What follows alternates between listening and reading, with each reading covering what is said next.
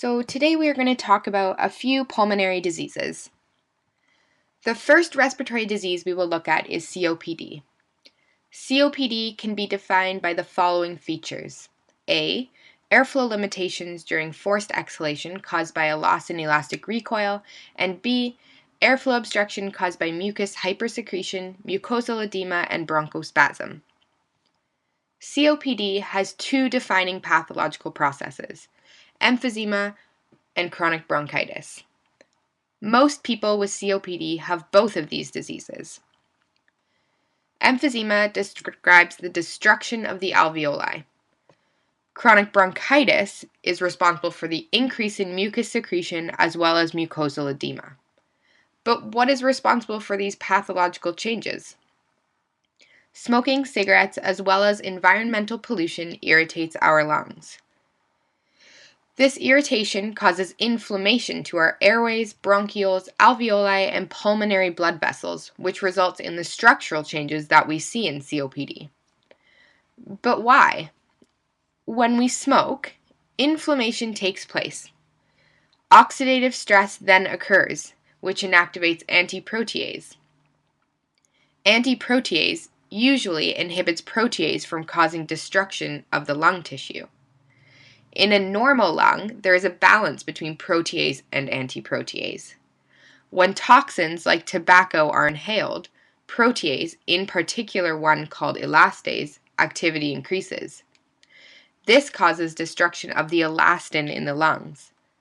Elastin is responsible for the elastic recoil, which functions similar to an elastic band.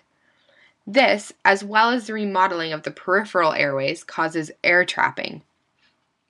As the disease progresses, the airways attached to the alveoli get destroyed. All of this residual air that is trapped in the lungs as a result of narrow airways and a loss of elastic recoil causes the lungs to be hyperinflated. This is why we see a barrel-shaped chest in patients with COPD. So the gas exchange of the alveoli also becomes impaired. As the alveoli lose their elasticity, they cannot inflate or deflate and become floppy. This inhibits the amount of oxygen that is exchanged into the blood. Due to hyperinflation, bullae, which are large air spaces attached to the alveoli, and blebs, which are air spaces adjacent to the pleura of the lung, form. Unlike alveoli, bullae and blebs are not surrounded by capillaries, which enable gas exchange. This results in further hypercapnia and hypoxemia. So now we're going to talk about pulmonary embolism.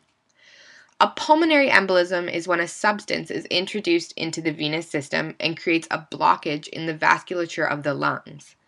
The substance can be liquid, gas, or solid. Some common examples are tumors, bone marrow, such as a bone fracture, amniotic fluid, which is usually more common during the later stages of pregnancy, air from improper IV admin, and foreign matter.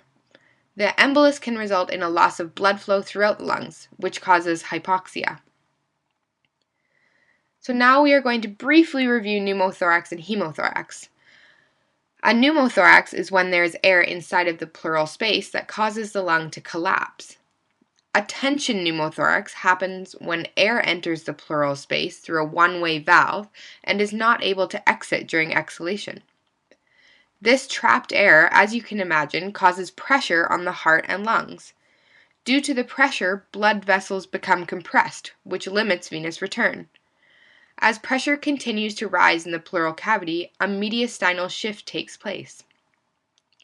So a hemothorax is when instead of air, there is blood in the pleural space. So now we will brainstorm together the risk factors, expected findings or symptoms, lab tests, and diagnostic procedures of the previously mentioned conditions.